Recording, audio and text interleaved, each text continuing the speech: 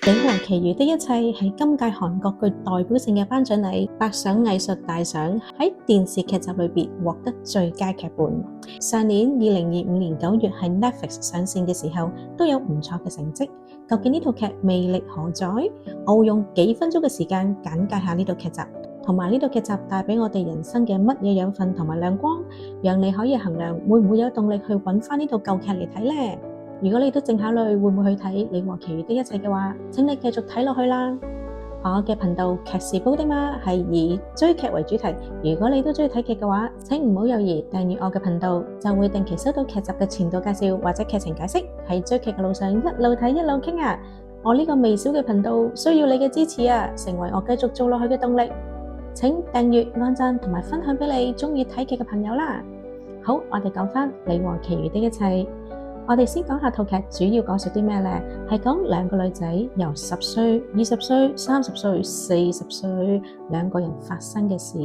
如果你係女仔、女人，呢套劇呢都應該會令你感到有興趣嘅。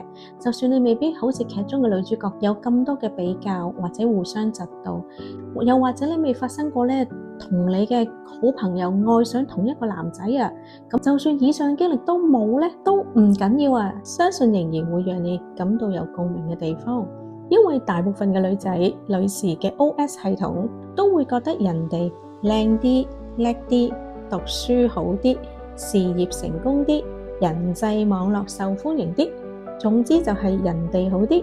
就算啊，你冇覺得人哋好啲，都會覺得自己唔夠靚、唔夠好、唔夠叻、唔夠幸福、唔夠下山數千字啊！咁呢份共鳴感呢，係睇呢套劇嘅起始點，由兩個女仔10歲嘅時候互動，會帶俾我哋好多共鳴同埋回憶點啊！好快就入戲啦，自然咁樣一集又一集咁樣睇落去，基本上呢都唔會太悶嘅。咁講到內心戲部分啦，拎得劇本獎嘅唔係劇情故事性非常引人入勝，咁就係劇本嘅結構緊扣，帶出一啲嘅主題，讓我哋生命有反思，對人生有養分啦。呢套劇呢就以上兩個元素都有嘅。詳情呢可以睇我另一個有劇透嘅劇情解釋影片，會詳細講述一下羨慕同嫉妒分別喺邊呢？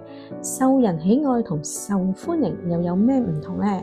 兩位女主角看似都係同對方有比較，但係點解一個活得咁痛苦卑微，一個可以敢愛敢恨？如果有興趣嘅話，歡迎點擊我另一個有劇透嘅短片嚟睇啦。好，講返正題。劇集仲有好幾個好關鍵嘅場口，有深刻嘅描繪，好似女主角嘅哥哥點解突然之間要咁樣呢？咁點解女主角又會愛一個人愛得咁歇斯底里呢？又點解兩個女主角曾經相知相識卻要反目成仇呢？呢個主題呢，看似好似好老土啊，但係呢個劇集所描繪嘅就係兩位女主角都視對方為佢嘅一切。中文嘅劇集譯名係《你和其餘的一切》，你就係對方，其餘的一切就係包括愛情啦、事業啦、生活等等。當兩個女仔都將對方視為好重要嘅時候，正正就係因為呢一份嘅重要，令佢哋喺過程裏邊都犧牲咗唔少。呢個就係套劇好睇嘅地方。仲有當女主角臨終嘅時候，另一位女主角嘅陪伴、不捨、坦誠內心，呢一部分所描寫嘅張力、愛與恨同埋彼此之間感情嘅深厚，都係寫得好好，觀眾都會感受到嗰份錐心之痛。以上幾個情景嘅描寫都寫得好立體，好有張力，好將角色嘅人生對比拉得好強烈，我相信呢一個就係劇集攞得最佳劇本嘅原因。如果你都有興趣睇一啲內心嘅劇集，而又好想了解下兩個女仔成為兩個女人，大家嘅恩怨情仇係點樣形成？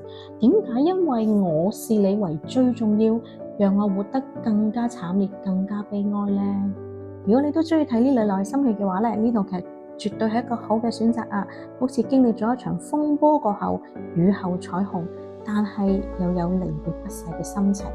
我自己都好鍾意呢套劇集嘅，誠意推介俾大家。今日我用幾分鐘嘅時間喺唔記得嘅情況之下，好簡單咁樣去簡介呢套戲俾你哋，讓你哋考慮同埋衡量會唔會去睇呢套劇嘅。希望你鍾意我呢個短片啦。最後請大家多多支持我嘅頻道啦，按讚、分享或者都歡迎你留言話俾我聽，你有冇興趣睇呢套劇啊？請大家多多支持劇是煲的媽。今日我講你和其餘的一切前度介紹片就講到呢度，下次再見，拜拜。